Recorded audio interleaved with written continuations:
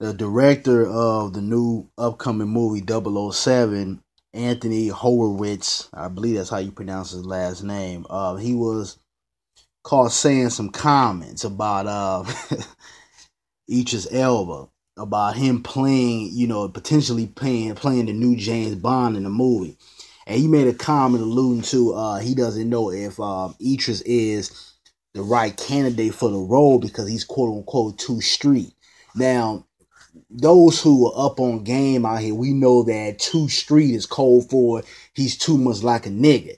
And the whole 007 trilogy, it's always been, white boys, and they'll get, some guy from a different country to give it that, that sex appeal, because 007, the whole imagery of it is this smooth, classy guy that gets all the women, but it's kind of like a badass at the same time.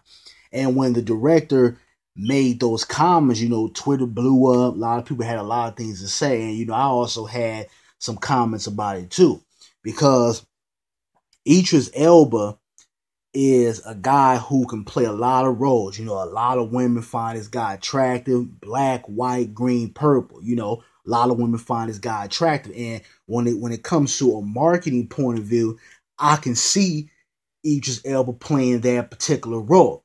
Now, what it could be is it could be that they feel like, maybe he's not going to coon as much, or maybe he's not going to, show those pearly whites, or maybe he's not going to tap dance the way they want him to tap dance to get the role. They'll go out and they'll go get somebody like a Will Smith, or, one of these characters out here that don't mind, putting on a performance or being over the top to get one of these big mega picture roles. They'll get somebody like that. But when you have someone who works in black films, because remember, Idris did a lot of the Tyler Perry joints. He did, what was that, Daddy's Little Girl, which I thought was a very good movie. It showed a different aspect of single parenting. So, I thought that was a good movie. He's been in, Takers, the joint with Chris Brown. I think, what was that guy, Paul Walker? He was in there. And in that movie, those guys are dressed sharp.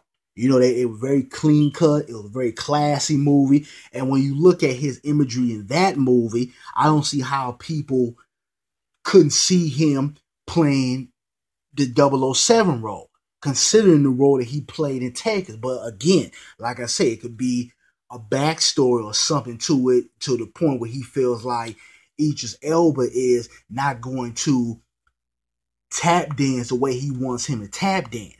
Because, each is one of those guys that he's on both sides of the field. He'll do a black role with a black director, and then go and do one, in Hollywood with Sony Pictures or Paramount or, Warner Bros. Or whatever. He's very versatile.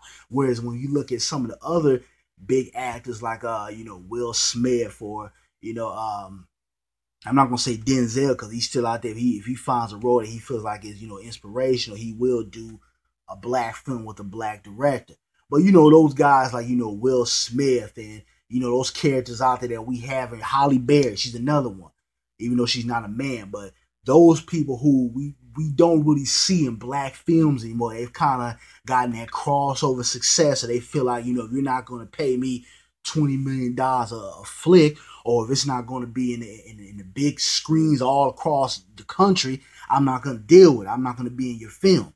So it could be that. It could be more about politics of the game and the fact that this guy is very versatile. He will go over to the black side.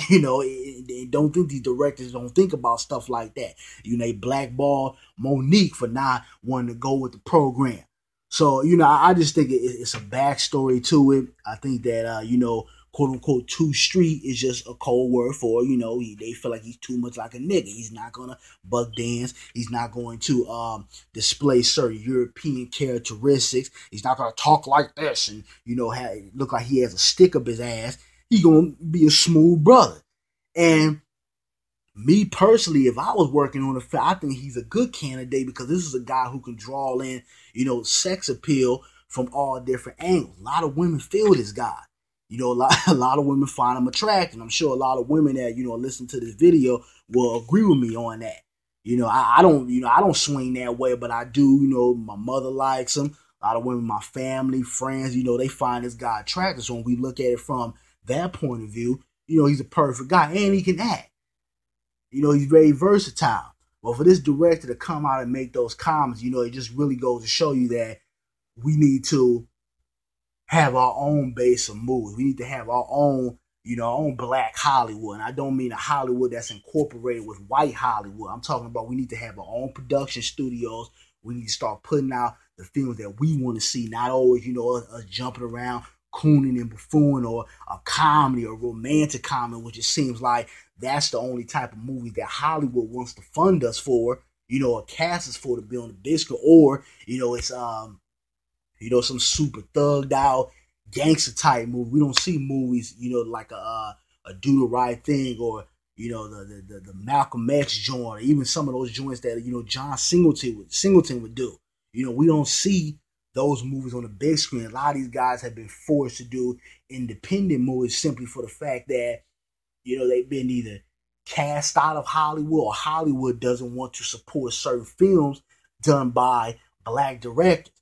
And, you know, when they turned down Spike Lee to do The Inside Man 2, which I thought The Inside Man, the first one, was an incredible movie. Well written, was acted out well, great script. That was a great movie. And when Hollywood didn't want to fund Spike Lee to do a part 2 to that starred Denzel, that had multi-races within that movie, you already knew what time it was.